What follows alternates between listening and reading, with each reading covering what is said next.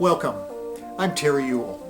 This video is made during the height of the COVID-19 coronavirus epidemic in the USA. Many music teachers are struggling with how their students can continue to perform with accompaniments at a time of social distancing or even quarantines. This video and the following two videos present solutions that I am currently employing with my students. Now, undoubtedly, many teachers are having accompanists record themselves and then have the students practice or even produce recordings to those accompaniments. However, it is far more useful to have MIDI files as the sources of accompaniments rather than audio files such as WAV, AIF, or MP3 formats. If at all possible, have your accompanist record a MIDI file. This is far more useful than an audio file for accompaniment purposes. Let's demonstrate the reasons for this. Direct recordings of acoustic piano can be unsatisfactory for several reasons. The audio quality of pianists recording in their homes may yield poor results. For instance, this is a recording I made with a grand piano in my home.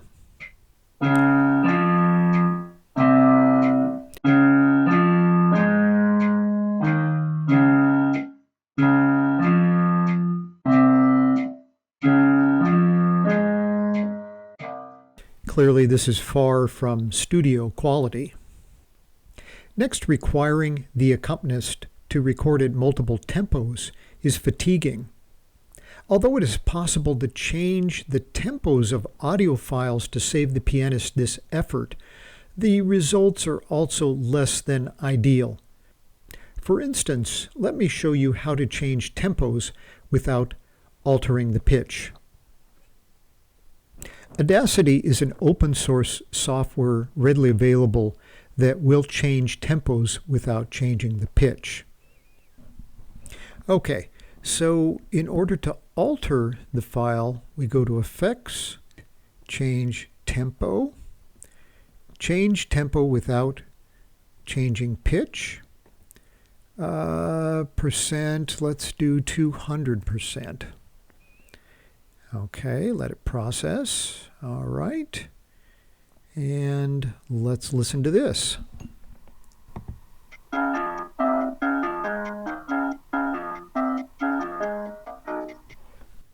However, the audio quality degrades the original file even more since each note's sound wave is slightly clipped to create the faster tempos. Here again is the original file sample, followed by samples at 62 and 92.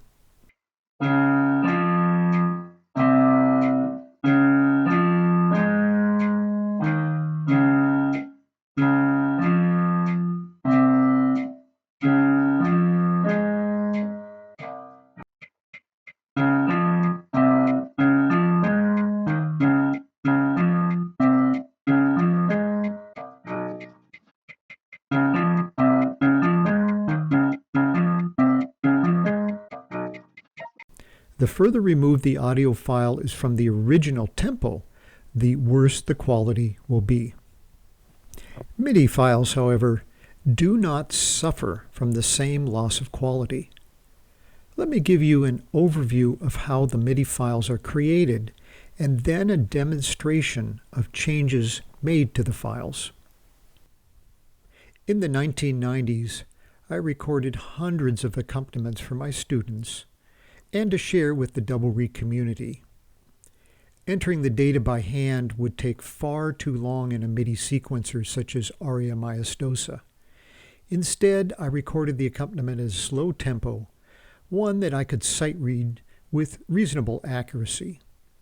I didn't have time, and I still don't, to practice each accompaniment for the hours required to master it at tempo, so recording the MIDI files at the slower tempo is the perfect solution. I set a metronome or click track when I make the recording. For almost 20 years, I've used Yamaha clavinovas to generate the MIDI files. This could also be done with a MIDI keyboard connected to a computer and a music program such as Finale. There are several programs that can be used to change tempos in MIDI files. Currently, I find MuseScore 3 to be the best for my purposes. I first import the file into MuseScore. Here, for example, is a file that I was working on today for a student. Then I delete the tempo indication. I don't know why, but just altering this tempo indication won't make the changes. After deleting the tempo indication, I add a new indication. Add text tempo marking. Oh, I forgot. I have to select the first note, then add text tempo marking. And once I have the tempo marking here, I can then put in the tempo I would like to have. Please understand that the score is not correct. The notation imported in here is nothing like it should appear.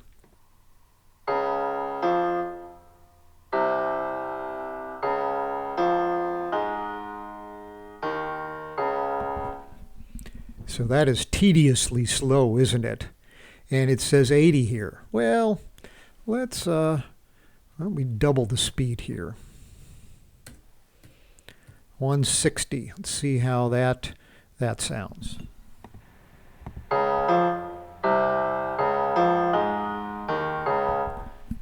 Okay, so that might be a good practice tempo. I would probably take out my metronome and figure out what tempo that is while this is playing. But you can see that, well, let's even make it twice as fast there.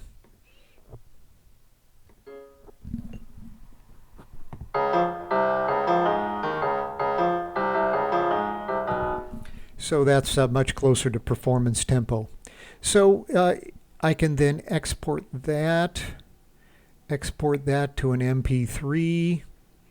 As you can see, I've got some files in here, and I always give the tempo marking indication in the file name so I know what it is. But you can see here that it's very easy to export a number of different tempos, practice tempos as well as up to performance speed.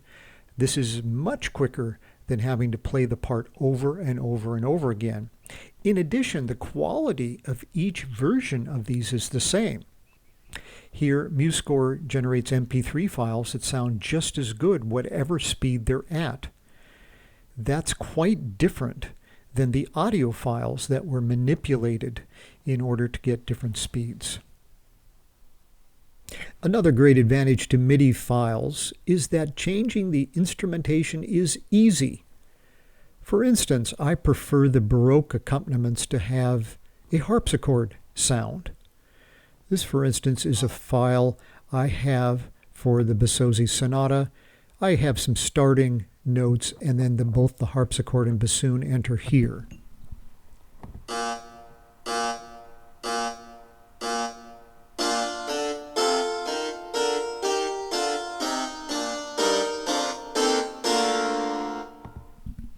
Okay, but let's say I didn't want harpsichord. Let's say I wanted something else. Well, we go to View, Mixer, and that brings up our mixer. And let's say I wanted vibraphone to play this instead. Let's hear how it sounds with vibraphone.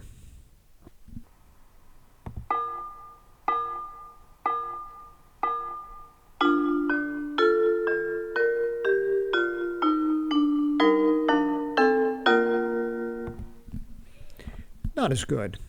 I think I'll switch that back to harpsichord. That was definitely not my preference for Baroque music. Oops, harpsichord's off your screen, but I did manage to make the change there. So in conclusion, if at all possible, have your accompanist record a MIDI file. Recordings rendered as MIDI files offer the most flexibility for practice files. This is far more useful than the audio file for accompaniment purposes.